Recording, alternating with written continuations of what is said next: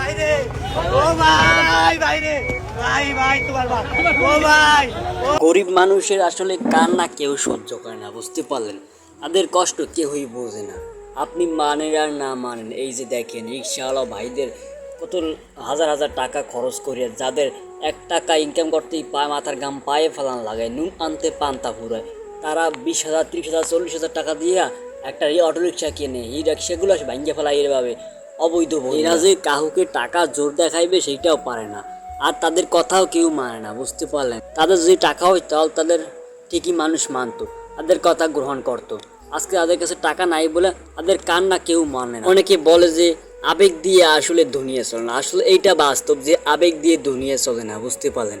সব জায়গায় কাজকর্মে আছে। এই রিক্সাওয়ালা আমাদের একেবারে ধোয়া তুলসী পাতা এইটাও না, তারাও আসলে দোষী। তাদেরকে রিক্সা ব্যবহার করতে দেওয়া হয়েছে যে ফুটপাত রাস্তাঘাটে, যে জায়গায় জাম কম হয়, যে জায়গায় বড় গাড়ি কম সেই জায়গায়, কিন্তু তারা করে কি সহজ রাস্তা বিশেষ যাইয়া যেই জায়গায় যাইতে মানা করছে ওই জায়গা দিয়ে তারা যায়, বুঝতে পারলেন? ওই যে দেখেন ঢাকায় বিভিন্ন জায়গায় বিভিন্ন ফাঁদ পাইতে রাখছে, কিন্তু তারপরও সেগুলো উপেক্ষা করে তারা চলে যায়। তারা এতটা পরিমাণ বুদ্ধিমান হয়ে গেছে, এখন ঠিকই আছে তাদের গাড়িগুলো ভেঙে ফেলাইতেছে।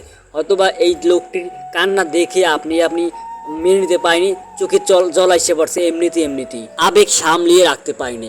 কিন্তু তারা যখন যে ভুলগুলো করে তাদেরকে মানা করা হয় বারবার, অনেক পাতা হয়, তারপরও তারা ওই সব জায়গায় যায়, ওগুলোই করে একটু বেশি ইনকাম করার জন্য, একটু সহজ করার জন্য। যেই জায়গায় যা হয়তো মানা করছে ওই জায়গায় যায়, তখন আর কেউ আবেগ দেখায় না, বুঝতে পারলেন? এখন তাদের ভিডিও ভাইরাল হয় না, তাদেরকে আবেগও দেখায় না। আর সেই জন্যই এখন যেই 2-1টা গাড়ি ভাঙছে, 2-1টা গাড়ি নষ্ট করছে, তারা অবৈধ বইলা এই শুরু হয়েছে আপনার আমার চোখের ইমোশন দেখানো, বুঝতে পারেন? চোখের পানি ফালানো, আবেগ ধরে রাখতে পারি নাই। তাই জন্য এটাকে নিয়ে বিভিন্ন রকম কন্ট্রোভার্সি, বিভিন্ন রকম কথাবার্তা শুরু করছি, কিন্তু এর মূল পিছনে ঘটনা কি সেগুলো কি হই আমরা যাচাই বাছাই করে দেখি না আসলে।